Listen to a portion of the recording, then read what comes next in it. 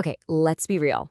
If you have ever tried to lose weight, you know the feeling. You follow the diet, you're doing everything right, you see a little progress, and then bam, you hit a brick wall. Or even worse, the weight just comes creeping right back on. It happens to almost everyone, and it feels like a total personal failure. But what if it's not about your willpower? What if your own body is secretly fighting you every single step of the way? Well, that's exactly what we're about to get into. Get a load of this number, 95%. According to a whole lot of research, that's the percentage of people who try to diet and end up regaining all the weight they lost, usually within a few years. Now listen, that stat isn't here to make you feel hopeless. It's here to prove a really important point. If that many people are struggling, it can't just be about millions of individuals lacking discipline. Something bigger has to be at play. And that's the big question, isn't it? What is really going on here? Are there these, hidden forces deep inside our own biology that make losing weight feel like such an impossible uphill climb? The answer, you're going to find out, is a huge, resounding yes. We're about to pull back the curtain on the secret war your body is waging against your weight loss goals. All right, so here's our game plan.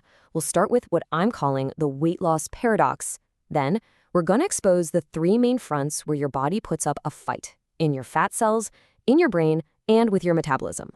We'll also bust a huge myth about exercise, and then, most importantly, we'll wrap it all up with a much smarter strategy, one that helps you work with your body for a change instead of constantly fighting against it.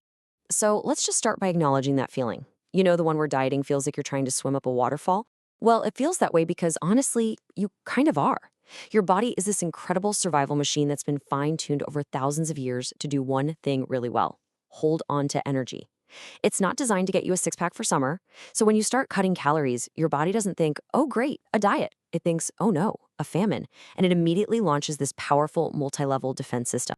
Let's talk about the first line of that defense: your actual fat cells. We usually think of fat as just, well, fat. But it turns out not all fat is created equal. Some parts of your body are literally programmed to be more stubborn. And it all comes down to these two tiny little receptors that are sitting inside your fat cells. Okay, here's a super simple way to think about it. Your fat cells have what are called beta receptors. Let's call them the beautiful ones. Their job is to tell the cell, hey, release fat, we need energy. But they also have alpha receptors. We'll call those the awful ones. And their job is to shout, no, lock it down, store that fat. The ratio of these two, the beautiful versus the awful, is what determines how easy or hard it is to lose fat from any specific part of your body. And can you guess where those stubborn, awful alpha receptors love to hang out? Well, for men, it's usually right in the belly and the love handles. It's there to protect the internal organs. And for women, often for evolutionary reasons tied to childbirth, it's concentrated around the hips and waist. This is precisely why these spots are almost always the last places to slim down, no matter how many crunches or leg lifts you do. And this brings us to a huge, crucial myth we have to bust right now. The idea of spot reduction, doing crunches to lose belly fat, it's a complete myth. It doesn't work. When you exercise, your body releases hormones that signal for energy to be pulled from fat stores all over your body, not just from the area you're working out. You simply can't pick and choose where the fat comes from. So your fat cells are putting up a good fight. But the battle is also raging upstairs, in your body's command center, your brain. This is where your hormones can create this incredibly powerful, almost undeniable drive to eat, completely overriding your best intentions. I want you to meet a hormone called leptin. It's known as the satiety hormone, which is just a fancy way of saying it's the one that makes you feel full. It's made by your fat cells, it travels up to your brain, and it basically sends a text message that says, hey, we're good down here. Plenty of energy in the tank. You can stop eating now. In a healthy system, it's a perfect little loop. But here's where things get messy. For many people who are carrying extra body fat, the brain just stops listening to leptin's signal. It's like your brain has put on noise-canceling headphones. So even though there are high levels of this I'm full hormone yelling for attention, the brain doesn't get the message. This whole situation is called leptin resistance. And this kicks off a really devastating, vicious cycle. You've got high body fat, so your fat cells are pumping out tons and tons of leptin. But your brain has become desensitized. So what happens? Your brain mistakenly thinks you're starving. And in response, it does two things. It cranks up your appetite, and it slams the brakes on your metabolism. It's literally driving you to eat more and burn less. The good news here, though, this isn't permanent. Things as simple as getting enough quality sleep and cutting back on super processed foods can actually help your brain start to hear that signal loud and clear. Okay, this brings us to the third, and I'd argue maybe the most powerful hidden force of them all, your metabolism. When you lose weight, your metabolism doesn't just sit there and watch. No, it actively slows down to fight you.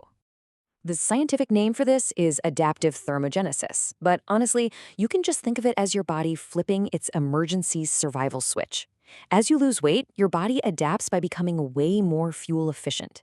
It literally learns how to operate on fewer calories. It's a brilliant mechanism designed to save you from a famine, but in our modern world, it makes keeping weight off incredibly hard.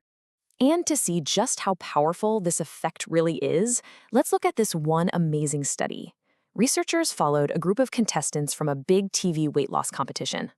These folks lost a massive amount of weight over 30 weeks using a very intense combination of diet and exercise. And I mean, the results were just staggering. On average, they lost almost 40% of their body weight. And they did it the right way. They managed to hold on to most of their muscle, which we all know is so important for keeping your metabolism fired up. So on paper, this was a huge, unqualified success story. But here's the million-dollar question. After all that hard work, after that incredible transformation, what happened to their metabolism? Specifically, the number of calories they were burning every day just by being alive. On average, their metabolisms had slowed down by 504 calories per day. And get this, that's 504 calories more than you would expect just based on their new lighter body weight. Let that sink in for a second. Their bodies were burning over 500 fewer calories every single day than another person of the exact same size who had never been overweight. That is metabolic adaptation in action, and it is a massive, massive hurdle to keeping weight off long term. So right about now, you're probably thinking, okay, fine, my metabolism slows down. Can't I just go to the gym more to make up for it? Well, some really fascinating new research suggests it's not quite that simple. That old idea that you can just outrun a bad diet is really starting to be challenged. See, most of us think about energy with what's called the additive model. You have your baseline metabolism, you add some exercise on top, and voila, you burn more total calories. Simple, right? But the newer constrained energy model suggests something totally different. It says that as you increase your exercise, your body cleverly compensates by quietly cutting the energy budget for other things, like your immune system or recovery processes. This keeps your total daily burn in a surprisingly tight range, no matter how hard you work out. So what's the bottom line here? It's that while exercise is absolutely 100% vital for your heart, your muscles, and your mental health, I mean, it's non-negotiable, its power to create a huge, sustained calorie deficit for weight loss is probably a lot more limited than we've all been told. The focus really needs to be on overall health, not just burning calories. Okay, so your fat is fighting you, your brain is fighting you, and your metabolism is fighting you. I know, it sounds pretty bleak, like it's a battle you're destined to lose. But it's not. Not at all. Because knowing the secret rules of the game is the first step to actually winning it. The whole key is to stop trying to brute force your biology and to start working with it. So what does this smarter approach actually look like? Well, first, lift weights. This is not about getting huge muscles. It's about sending a powerful signal to your body to hang on to its precious calorie-burning muscle while you're losing fat. Second, make protein your best friend. It helps you feel fuller for longer, and your body actually uses up more energy just to digest it compared to fats and carbs. Third, please, throw away the idea that the scale tells the whole story. That number has no idea if it's measuring fat, muscle, or water. Track things that actually matter, like how your clothes fit, your waist measurement, or how much stronger you're getting at the gym. And finally, and this is the big one, focus on building small, sustainable habits. The best diet in the world is the one you don't even realize you're on. Look, the battle for weight management isn't one with sheer force of will. It's a strategic game against a very intelligent opponent, your own biology. An opponent that, deep down, really does want you to survive and be healthy. Understanding these hidden forces, the stubborn fat, the leptin resistance, the metabolic slowdown, it's not a reason to give up. It's your secret weapon. It means you can finally stop playing a losing game and start using a winning strategy. So the real question is, now that you know the hidden rules, how are you going to change the way you play?